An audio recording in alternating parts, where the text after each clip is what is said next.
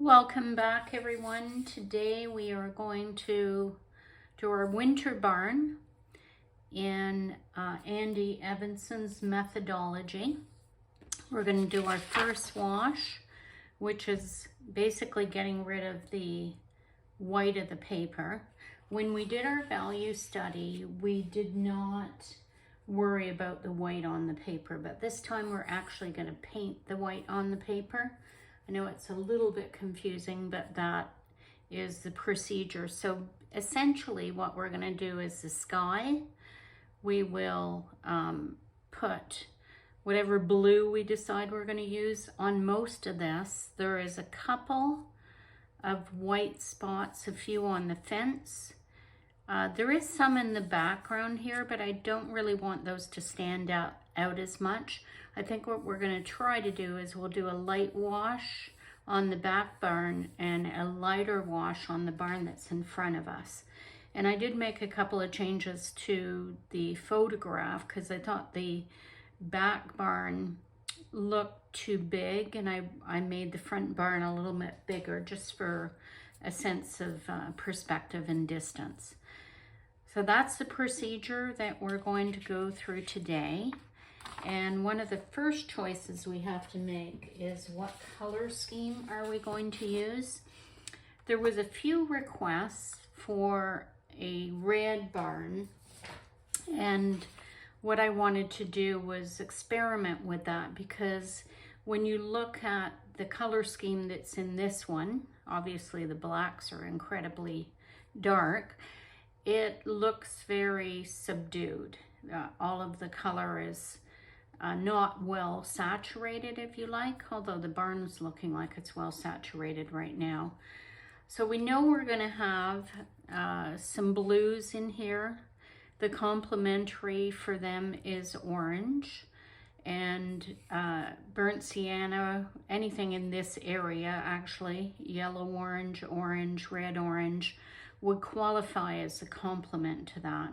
So we could get away with doing the barn in red, but we don't want it to be too bold. We don't want it to be the complement of green. And the other issue with going too bold is if there was a bright sunny day and the sun was blaring, all of these colors would be way more saturated.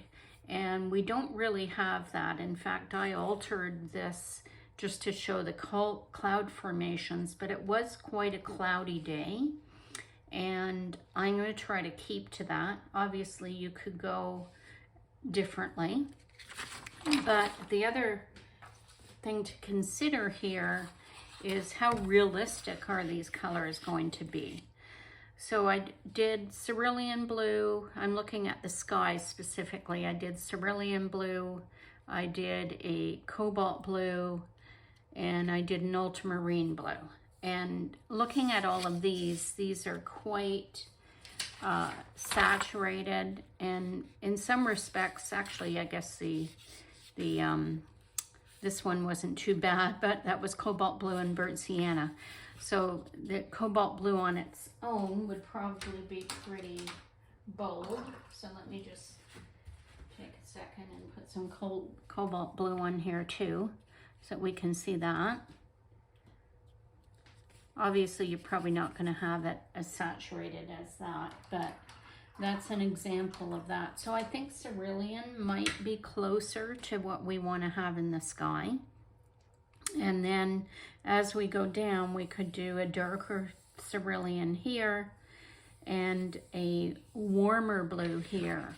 And by warmer, what I'm considering is, do we actually, gray out the barn that's closest to us so that it looks like it's closer to us?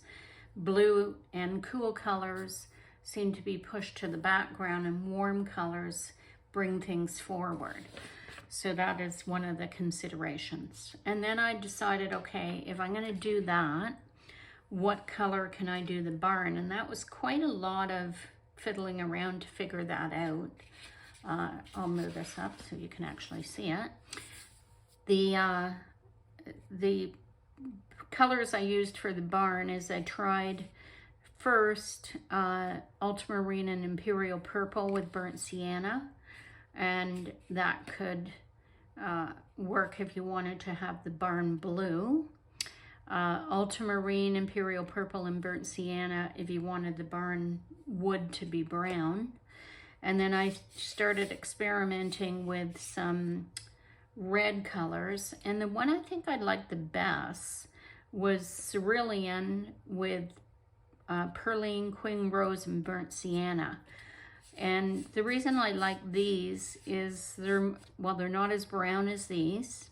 These are kind of maroon, which is fine, but I think we need some color in there. So that's my experiments with the color palette that we're going to use. Obviously, this is your decision.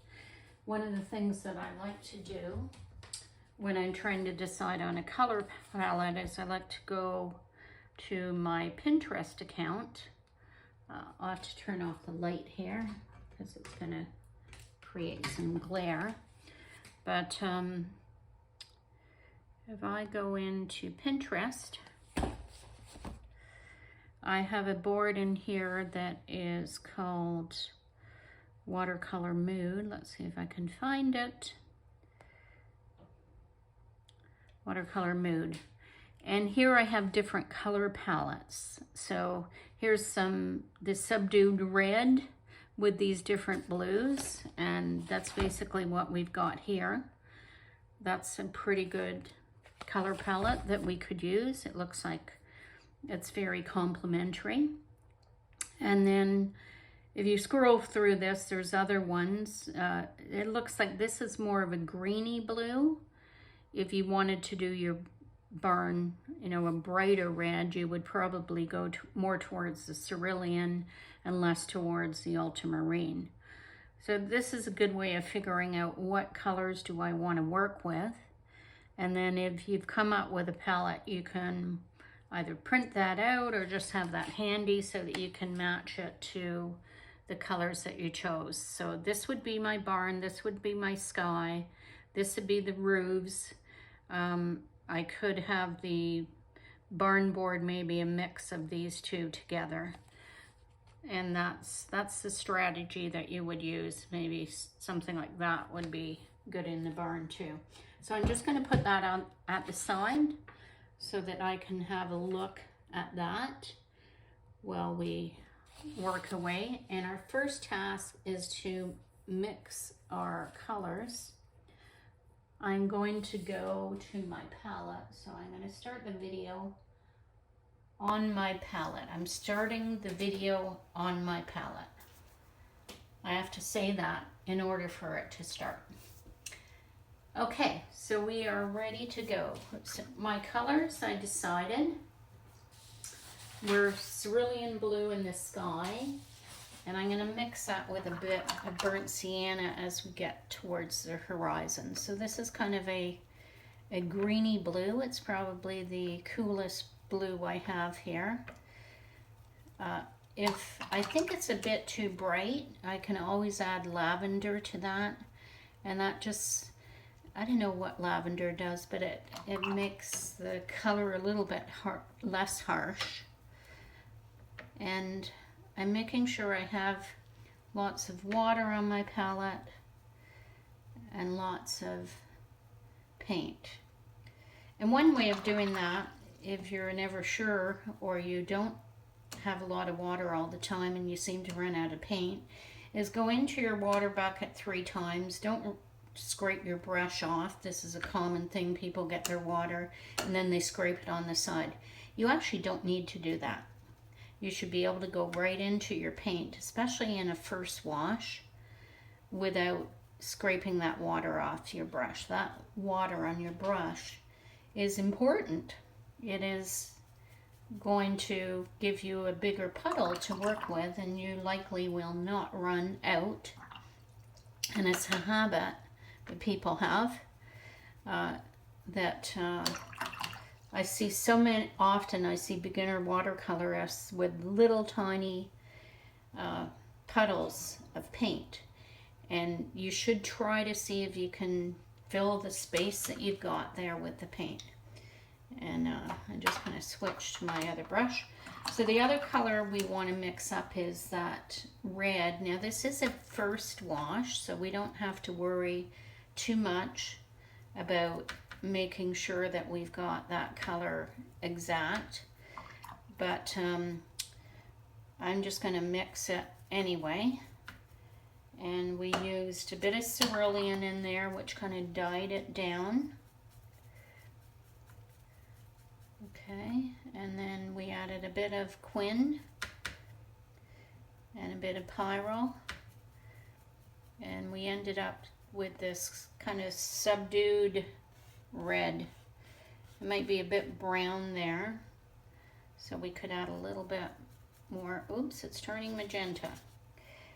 Okay, we need to add Pyrrole. First I'm going to add cerulean. See what that looks like. It's not bad, but I need a bit more Pyrrole, I think.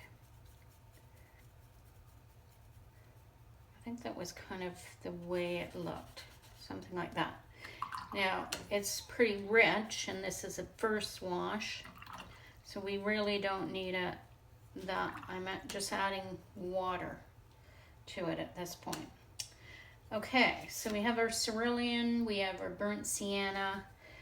I'm just going to put some lavender here, just because if something looks too saturated, I can dye it down a little bit with the lavender. We're ready to go, except we need to wet our paper, which we probably should have done before we mixed our paints. Generally, that's the best way to go about it. And I will turn my light back on so that you can see. I do get a bit of a glare off this board, so if you want to see, you know, how wet that is, you can see that. Let me see if I turn the light on. Yeah, I think that's pretty good. You can see that. And then I need it to be a little further up.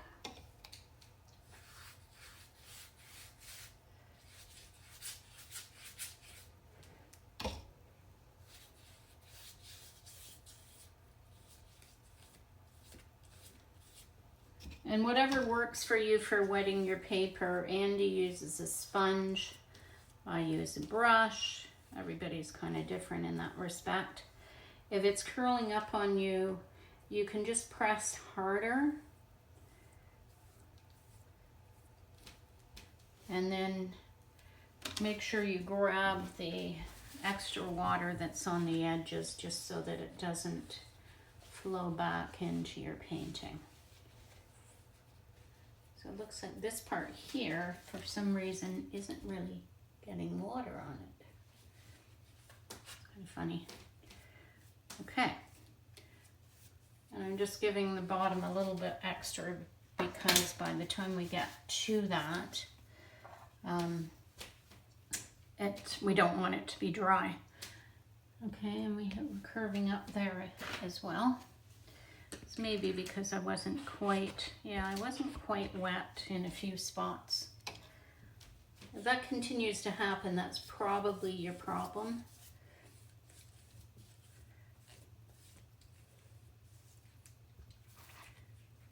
Okay, one more time. Now, since the paper is so wet, I will show you one trick that we can use. Make sure it's in the middle there. So if you want to get started to paint, which we're always anxious to do, one of the things you can do is just take a paper towel and lightly, I'm pressing very, very lightly, just take the bit of the wetness off there. And then I've got a damp brush, not too wet. I'm just making sure I'm nice and wet at the top. Okay, now I didn't do a very good job of erasing my pencil marks on my trees. So when I do my trees, I'm going to make sure that I go above them, and in the next layer, that dark is going to go on. Okay, so in my cloud formations, let's see, here we go. Just to get rid of the white of the paper, and really the only dark part in my clouds is here. So that is, it actually shows in the picture reference photo that you might have, it shows it as blue there, but that's really all I need to do for the sky up there. I do want it to look a little less sunny, if you like. So when I go into the cerulean, I'm gonna just take a touch of the burnt sienna. Lavender. Knew it'd come to me sooner or later.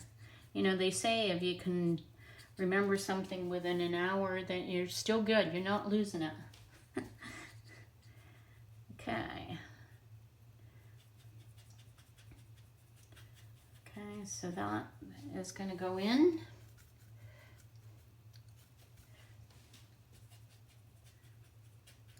Little lavender there. It looks like it's a bit too dry, so I'm just going to give it some spritz. And that also helps the paint move around a bit. And then I'm going to take those edges, some of them, and I'm just going to soften them up so that, okay, so that's our sky, maybe a little bit darker towards these corners. Really, it's not about the sky for this one. I just want to show different cloud formations. And this is our lightest lights. So this is probably the last time we'll go into the sky. That's one of the reasons I'm adding in a little bit of burnt sienna here. And I'm going to give it one more spritz because those are lovely granulating colors that just paint themselves on the paper. As I said, the barn at the back is going to be a bit cooler. I could put a tiny bit of cobalt into the cerulean, or a tiny bit of, I do want to keep this cool. So that is my first layer going into the back barn. And the whole barn itself can be painted with that. Now there is a spot here where I want it to be a little bit more pronounced on this barn roof. I want it a little bit warmer. So I'm going to add a little bit more ultramarine. And I want to preserve a spot here. So I'm going to take my cloth and I'm just going to dampen it like that. And I can go right into my trees. This is the background wash for the trees.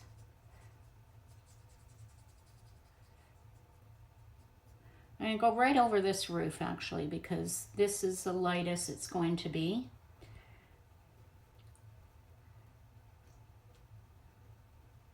And then I'm going to go right into this part here. And I'm going to go right over onto the snow in the background. At the top of the fence, I want to leave a little bit lighter. So I'm just going to go along and take some of that out. And then over here, I'm going to go into my trees as well. I did add another tree, you'll see there. And I'm just going to mix a little bit of some of the color that will end up. I'm putting some burnt sienna in here.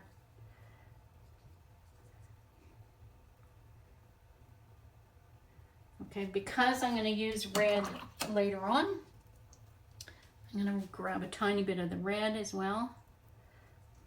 Throw that in to these trees.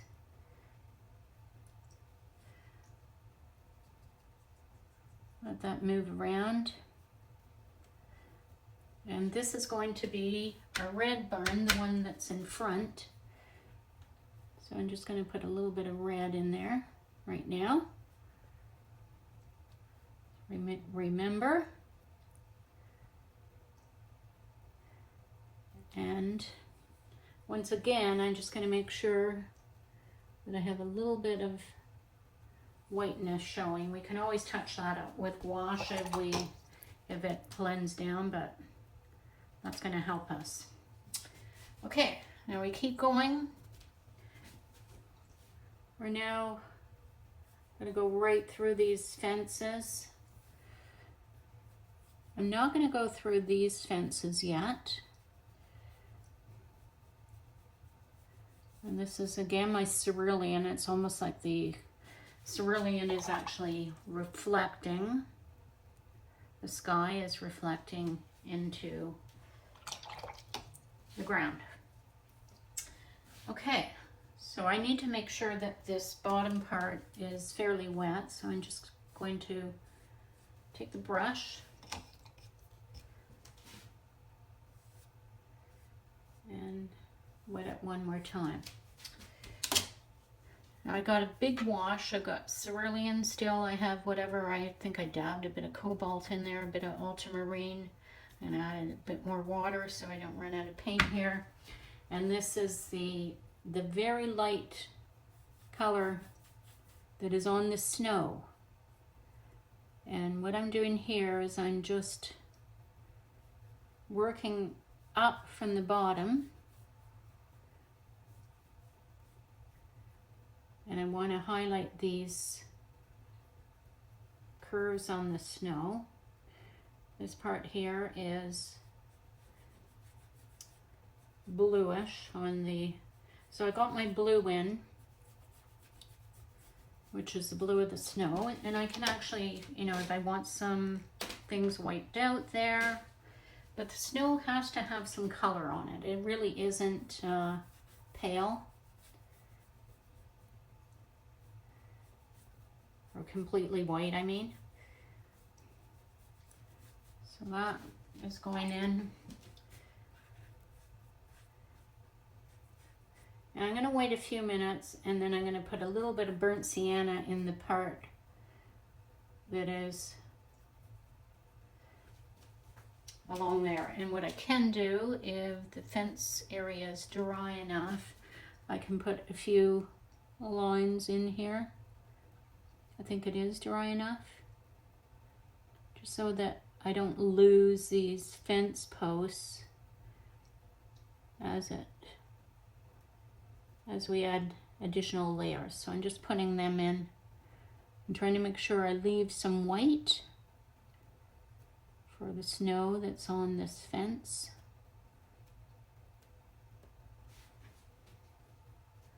And that's probably good enough. This has to be straightened out here. So I really want to differentiate this pole. And the other thing is it didn't look that dimensional, so I'm just going to bring some of that blue into the side of it. And that's that. Now we are going to go down to the front to where our snow is. And what we're going to do here is kind of negative paint. There's spots that are easy to do, but then there's spots that are actually got some white on them. And it's quite wet down here, but I think we should be okay. So I want to leave some white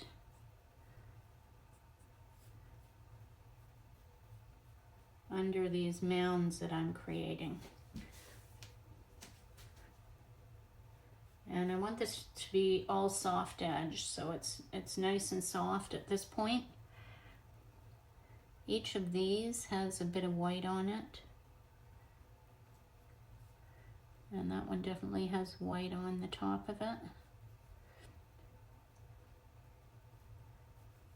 This has, and then these kind of, if you go fast, you can add some dry brushing to this, which always looks good for snow. Okay.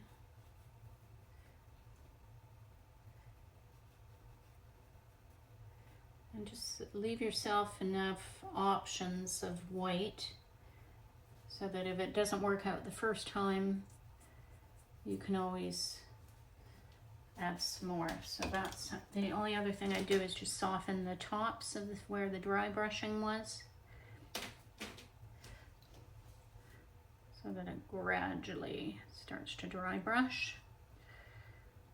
I think that's good enough for a first wash. So now we've got rid of all the places where we want just the weight of the paper to show. So these, looks like that needs some color in there.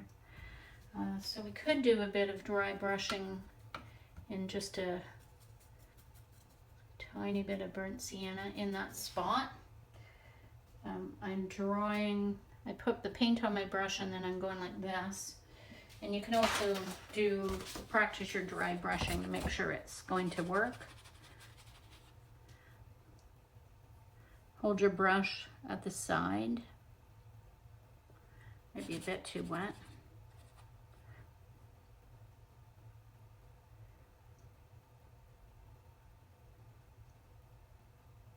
And make sure you leave some gaps.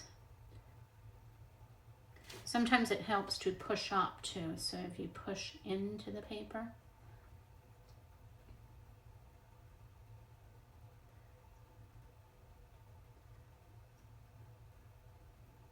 There's just a bit of that, and obviously we'll darken it up later on.